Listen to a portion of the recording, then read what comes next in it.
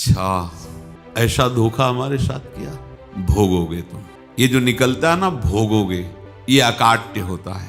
क्योंकि किसी का भी हृदय, मान लो किसी भी जीव जंतु को आप कष्ट दें और उसका हृदय आह भर जाए, तो वो आह वज्र की लीक है, तुम्हें भोगना पड़ेगा। वो आह किसी की ना लेना जिंदगी। कोई ऐसा कोई आह भर करके कह दिया तुम समर्थ हो, हम तो कुछ कर नहीं सकते, और अंदर से दुख, फिर तुम्हारी सामर्थ्य काम नहीं करेगी, मिट्टी में मिला देगी। ऐसा नहीं कि आप जो कर रहे हैं कोई देख नहीं रहा, कोई हिसाब किताब नहीं, जो कर रहे हैं अवश्य में भोक्तव्यम।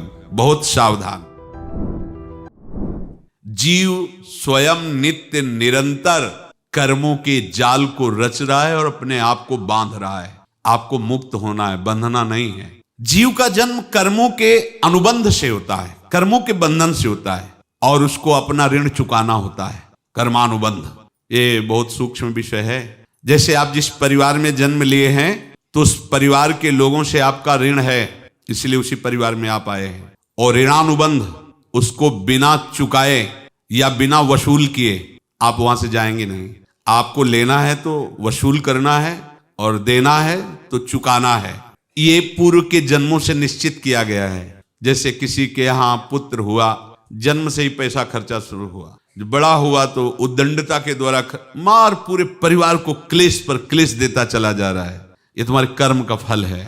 या ऐसे शक्तिहीन बुद्धिहीन ऐसे पागल पूरे जीवन सेवा करो, तुमसे अपना हिसाब चुकाने के लिए वो आया है। अब परिवार के जो सदस्य जुड़े आके, मतलब पत्नी आते ही पूरी हृदय में आनंद, परिवार में आनंद, और जीवन भर वो आनंद ही सुख देने के लिए उसका जन्म हुआ। वो अपना ऋणानुबंध मुक्त, और आते ही भयंकर क्लेश खड़ा कर दिया, बीच में दीवाल और झगड़ा वैसा, फिर अतरे दिन मारपीट शुरू, कलह अशांति, पूरा जीवन नरक हिसाब करने आए। यहां ऋण चुकाए बिना कोई जा नहीं सकता, ऋण चुकाना पड़ेगा। किसी का ऋण वसूल करना है तो किसी को ऋण चुकाना है, दोनों काम करने होते हैं। अनेक जन्मों में अनेक लोगों के साथ हमने जो बर्ताव किए हैं, अच्छे या बुरे, वो होंगे। अब किसी आदमी को हम जानते नहीं, अचानक मिला, अचानक टक्कर लगा और मार पीट गाली गुप्ता सब कर दिया, चुपचाप सह लो। क्यों? ये आपका हिसाब है, पूर्व का हिसाब। हमारा उससे कोई द्वेष नहीं, कोई संकल्प नहीं। अचानक घटना घटी और हमसे द्वेष करने लगा, हमें पीटने लगा, हमें गालियां दे, ये हिसाब है, चुपचाप सह जाओ। अपने घर का भाई ही भारी दुश्मन बन गया और क्लेश, हिसाब है। एक प्रभुदत्त ब्रह्मचारी जी की वाणी में पढ़ा था, एक महात्मा जी भ्रमण करते थे, तो उस समय असरफियां चलती थी, मोहरे असरफियां, तो उनको भेंट में देते लोग। तो या तो ठाकुर सेवा में लगे तत्काल, या संत सेवा में तत्काल लगे, उसका संग्रह करके डोलना ये ठीक नहीं है बैरागी के लिए, सिद्धांत में ये ठीक नहीं। तो जब 2, 4, 6, 8 ऐसे मोहरे हुई, तो उन्होंने विचार किया कि और भ्रमण करके जब काफी मोहरे हो जाएंगी, तो प्रयागराज में जब कुंभ पड़ता है, एक बार पूरे सब अखाड़े के संतों को, अलग अलग संप्रदाय सब संतों को बुलाएंगे और सबको पुआएंगे। अब साधु है तो यही विचार करेगा, और क्या विचार करेगा। तो उन्होंने ऐसे डंडा बनवाया, बेंत, जो ऊपर से चूड़ीदार और भीतर पोला, और मोहरे उसमें डालते गए। और भ्रमण, जहां जहां श्रद्धालु भगत थे सबके यहाँ जाना, और इच्छा रखना कि एक मोहर तो दे दे दक्षिणा में। कामना कोई भी हो वो बांधती ही है, ध्यान रखना। इसीलिए प्रभु जो चाहे वो करे, अपनी चाह नहीं रखनी चाहिए, अपनी चाह प्रभु की चाह में मिला देनी चाहिए। धीरे धीरे वो छड़ी भर गई। भ्रमण करने वाले महात्मा चूड़ी लगाई, इंतजार करते रहे। जब प्रयाग का कुंभ पड़ा तो चले। तो रास्ते में एक गांव में पूछा जाता है, जैसे कहीं रुको कि कोई श्रद्धालु ऐसा है जो संत सेवी है। तो कुछ लोगों ने बताया, हाँ एक परिवार है, बहुत संत सेवी है, और आपको मिलाते हैं उनसे। हाँ, ये घर में रुका, खूब अच्छा हलवा पूड़ी पवाया, और जो घर के मालिक थे चरण दबाए। चरण दबाते दबाते उनकी दृष्टि पड़ी उस डंडे पे, इतना मोटा और ऊपर से कुछ चूड़ी सी भी नजर आ रही, इस डंडे में तो कोई रहस्य है ही है। अब महात्मा जी को खवा पिला के सुला दिया। महात्मा जी जब सो गए तो पत्नी से धीरे से कहा, वो डंडा लाओ बाबा जी का। डंडा, वो चूड़ीदार जो ही खोला पलटाया तो सैकड़ों मोहरे। ऐसे संत रोज पधारे भगवान, तुम आनंद हो जाए फिर क्या। पत्नी से कहा नाप के कंकड़ लाओ। वो तो महात्मा जी तो खाए खीर पूड़ी, आराम से सो रहे। रात में पूरी प्लानिंग करके उसमें कंकड़ भर के चूड़ी लगाकर सिराने रख दिया, सारी मोहरें हटा ली। महात्मा जी आराम से छड़ी उठाए तो वजन पक्का। वैसे बड़े लोग चतुर होते हैं, पर ये नहीं जानते कि कर्म कितना भयानक होता है। और उनकी कोई संतान नहीं थी, पर धन में इतना प्रेम उनको था। बहुत सावधान साधु महात्माओं के पास जो अर्थ है, गृहस्थी अगर आता वहीं से है, पर अगर उसको जोर जबरदस्ती या किसी छल कपट से, तो वो उसका विनाश ही करता है। आज तक का प्रमाण है। अब उनको ये भाव पता नहीं होगा, या पता होगा तो लोभ के कारण वो उसको मान नहीं पाए होंगे। महात्मा जी गए प्रयाग में, किसी अखाड़े पर रुके और वहां प्रार्थना की कि कल जो है संपूर्ण अखाड़ों का निमंत्रण किया जाए और सब संतों को भोग पवाया जाए और उनको दक्षिणा भी दी जाए। महंत ने सोचा कि बहुत बड़ा है तो उत्सव है, क्योंकि प्रयाग में कितने हजारों संत महात्मा सब। तो उनका महाराज बोरों इसमें चीनी और टीनों घी लगेगा, सब व्यवस्था। बोले आप मंगाइए, एक एक हिसाब हम करेंगे, हमारे पास सब व्यवस्था है। बोले कुछ तो पहले दे दो, इकट्ठे देंगे हम। उनको था कि अगर हम छड़ी खोला और 2-4 मोहरे दी, किसी को पता लग गया तो गड़बड़ हो सकती। बोले हम भंडारे के समय आखिरी में सब कुछ आपको दे देंगे, ठीक है। वो अपने पास से पैसे लगाकर खूब जितना सामग्री सब लाए, लाखों की, और सब संतों को निमंत्रण कर दिया। संत जन निमंत्रित हो गए, भंडारा बन रहा है। तब वहां के महंत है और उनका देखो भंडारा भी बन रहा है, संतों को निमंत्रण। अब आप अर्थ की व्यवस्था कीजिए, क्योंकि इतनी बड़ी हमारी सामर्थ्य नहीं थी जितना हमने किसी तरह हमने व्यवस्था की। अब मुझे अर्थ चाहिए, तभी आगे की व्यवस्था बढ़ेगी। संतों को दक्षिणा देंगे और जिनसे अर्थ लिया उनको दे। देखो रसोई बन गई है सब। उनका छत में विश्वास नहीं तो ये अभी चूड़ी खोली। उनको तो था ना कि मोहरे हैं, कंकड़। तो अब जैसे कितना उनको सदमा लगा होगा, हजारों संतों का निमंत्रण, रसोई बन, मतलब संत हो के छल कपट। तो उनका महाराज आपने तो हमारा नाश कर दिया, जो महंत थे। अब बताओ रसोई बन गई, संत निमंत्रित हो गए और आप ये कंकड़ दिखा रहे हैं हमको। आपने तो हमें बर्बाद कर दिया, हमारी इतनी सामर्थ्य नहीं थी, आप पहले बता देते। संत होकर ऐसा छल कपट। अब वो बोले तो क्या बोले, क्योंकि उनको पता था कि मोहरे हैं इसमें। अंदर से उनका चिंतन गया उसी सेठ, अच्छा ऐसा धोखा हमारे साथ किया, भोगोगे तुम। ये जो निकलता है ना भोगोगे, ये अकाट्य होता है। क्योंकि किसी का भी हृदय, मान लो किसी भी जीव जंतु को आप कष्ट दें और उसका हृदय आह भर जाए, तो वो आह वज्र की लेख है, तुम्हें भोगना पड़ेगा। वो देखो भीष्म जी को भोगना पड़ रहा है ना। सांप को ऐसे धनुष की नोक से उठाया और बंबूल के कांटों के ऊपर फेंक दिया, कई दिन तक शेदा हुआ, वो आह भर करके मरा। तो आपको 6 महीने बाणों की सैया पर आह किसी की ना लेना जिंदगी। कोई ऐसा कोई आह भर करके कह दिया तुम समर्थ हो, हम तो कुछ कर नहीं सकते, और अंदर से दुखी, फिर तुम्हारी सामर्थ्य काम नहीं करेगी, मिट्टी में मिला देगी। फिर ये तो संत थे और भगवत आराधना के लिए, संत आराधना के लिए ही ऐसा किए हुए थे। अब इनका कैसे मुंह दिखाएं, अब क्या करें। सुबह संत जन आएंगे, सबके बीच में हमारी कि देखो इन्होंने, अब क्या करें।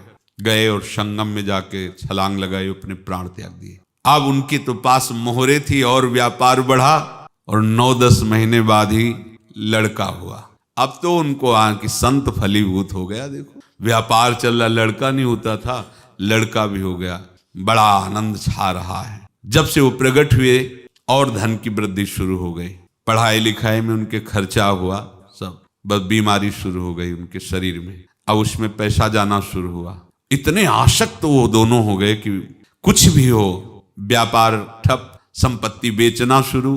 तो उन्होंने कहा कि बेटा मैं क्या कर सकता हूं तुम्हारे लिए। बोले हमारी अंतिम इच्छा है प्रयाग चलो, और जितने प्रयाग में संत महात्मा सबको एक बार भंडारा करवाओ, हमारी इच्छा अंतिम है। क्योंकि अंतिम यही इच्छा थी। तो बोले अब ज्यादा संपत्ति तो नहीं रह गई। तो बोले घर बेच दो, मेरे लिए ही तो है, बेच दो। मुझे लगता मैं बचूंगा नहीं, पर मेरी अंतिम इच्छा पूर्ण कर दो। घर बेच दिया, जेवर बेच दी। वहां गए, जब संत सेवा की तो बोले मुझे संगम तक ले चलो। संगम तक ले गए और बोले समझे तुम चुराए थे और हमने उसको छीना है, कुछ नहीं रह गया तेरे पास कुछ, अब केवल ममता और आसक्ति में जलकर मर और नरक प्राप्त कर। मैं वही महात्मा हूं जिसकी तूने मोहरे ली थी। शरीर महात्मा को जन्म लेना पड़ा और इनको दुर्गति भोगनी पड़ी। ऋणानुबंध होश में, ऐसा नहीं कि आप जो कर रहे हैं कोई देख नहीं रहा, कोई हिसाब किताब नहीं, जो कर रहे हैं अवश्य में भोक्तव्यम, बहुत सावधान। अनेक जन्मों में अनेक लोगों से जो कुछ लिया दिया है, इस लेने देने को मिटा देने के बाद ही तुम मुक्त हो गए। इसीलिए एक उपाय है, लेना न देना मगन रहना। क्या?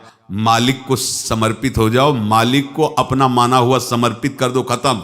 अहम त्वाम स्वरूपापेभ्यो मोक्षयिष्यामि, सब खत्म, आगे पीछे लेना देना सब खत्म।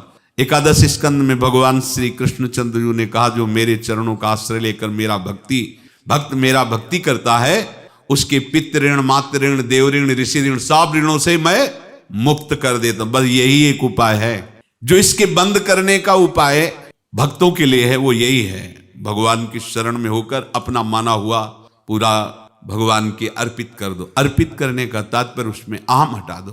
तो दियम वस्तु गोविंदम तुभ्यमेव समर्पये। जिनसे तुमने सेवा करवाई है उनकी सेवा करनी पड़ेगी, जिनसे तुमने जो कुछ लिया है उनको देना पड़ेगा। ये लेने देने का व्यापार जब तक समाप्त नहीं होगा तब तक तुम्हारा जन्म मरण चलता रहेगा। अब आपको यहां समझना है, यदि आपसे किसी ने पैसे लिए बेईमानी करके नहीं दे रहा है तो आप उसको गाली मत दीजिए, आपने बेईमानी की थी इसलिए आपकी बेईमानी हुई है, ले गया, कोई बात नहीं है, बंधन से मुक्त हुए, जो बोझा था चला गया। उसको ऐसा ना देखे कि ये बेईमान हमारे रुपए मार लिए, अब जो कुछ होगा देखेंगे। अगर आप आगे नया कुछ करते हैं तो फिर आगे का हिसाब आपको भोगना पड़ेगा, ध्यान रखना। ऐसा नहीं है कि आपको भोगना नहीं पड़ेगा। एक ही उपाय है कि अब जो शरीर धारण किए इसी में जो भोग ले, आगे ना होना चाहिए। तो क्या करे? सर्वतो भावेन भगवान की शरण ले ले। ये तो सर्वाणि कर्माणि मयि सन्न्यस्य मत्पराहा अनन्येनैव योगेन माम ध्यायन्तु उपासते तेषामहं समुद्धर्ता मृत्यु संसार से। ये बड़ा कठिन है पार होना, कोई छोटी मोटी बात है। एक महात्मा बाल्यावस्था से भजन करते थे, शालिग्राम भगवान पास रखते थे और उन्हीं की आराधना करके बस पाठ, नाम, जप और भ्रमण करते थे। यौवन अवस्था थी, गंगा जी के किनारे अपने ठाकुर को विराजमान करके स्नान करने के लिए कपड़ा ही उतार रहे थे कि 90 लोग आ गए, भाला तलवार सब ले, मारो मारो इसको मारो, घेर लिया। तो उन्होंने हाथ जोड़कर कहा, हमने क्या अपराध किया? कोई सुन ही नहीं रहा।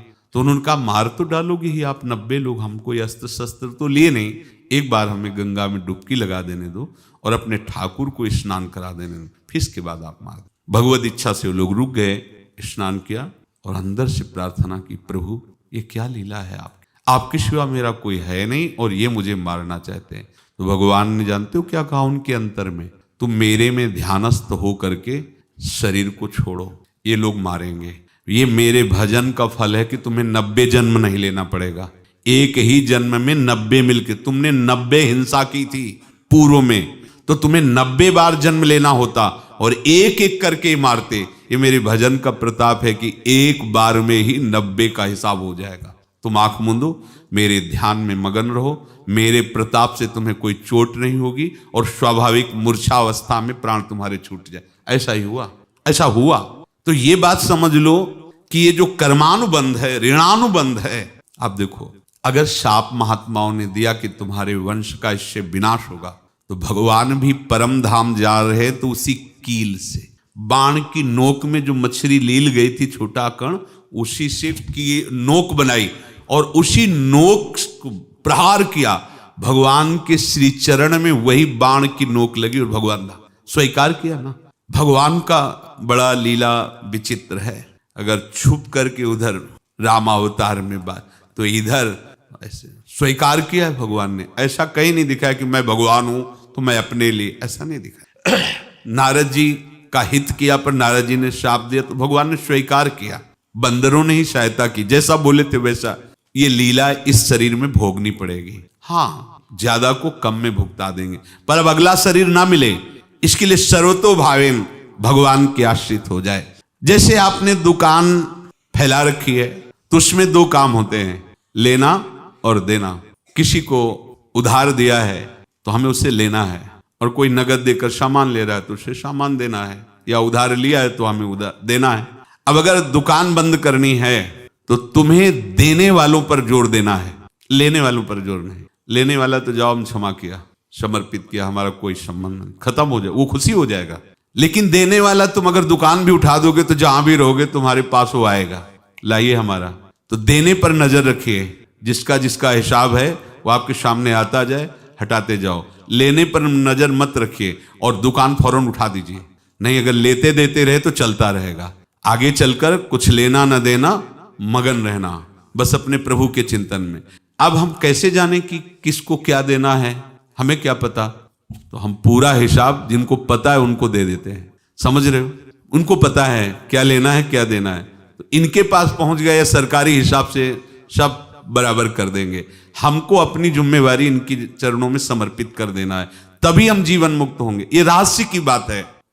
प्रभु कह रहे हैं यस्य सर्वे समारंभाः काम संकल्प वर्जिताः ज्ञानाग्नि दग्ध कर्माणं तमाहु पंडितम बुधाः। जिसके संपूर्ण कर्मों के आरंभ संकल्प और कामना से रहित हैं तथा जिसके संपूर्ण कर्म ज्ञान रूपी अग्नि से जल गए हैं, उसको ज्ञानी जन भी पंडित कहते हैं, बुद्धिमान कहते हैं। पूज्य श्री भाई जी महाराज कह रहे हैं जैसे वहां ज्ञानाग्नि से दग्ध कह रहे हैं, तो अपने वृंदावन वासियों का प्रेमाग्नि से सब कर्म संस्कार दग्ध होते हैं। जिस समय आपके हृदय में भगवत प्रेम का प्रादुर्भाव होगा तो लेश मात्र कभी तुम्हें दुख नहीं भोगना पड़ेगा। प्रेम का प्रादुर्भाव होते ही दुख का नाश हो जाता है, महासुख। जब प्रेम का प्रादुर्भाव होगा तो समस्त पाप भस्म हो जाते हैं, अशांति नष्ट हो जाती है, संसार ज्वाला स्पर्श भी नहीं कर सकती है। जब भगवत प्रेम का प्रादुर्भाव होता है तो हो सकता है उस उपासक के जीवन में दुखों का पहाड़ टूट पड़े, परिवार खिलाफ, शरीर रोगी, अव्यवस्था, बहुत बहुत कुछ, सब कुछ। कह रहे हैं इतना सब होने पर भी उसके हृदय में कोई भी दुख नहीं होता। ऐसा सामर्थ्यशाली भगवत प्रेम है। भगवान के चरणारविंद का जिसके हृदय में प्रेम है, भारी से भारी दुख भी उनको विचलित नहीं कर सकता।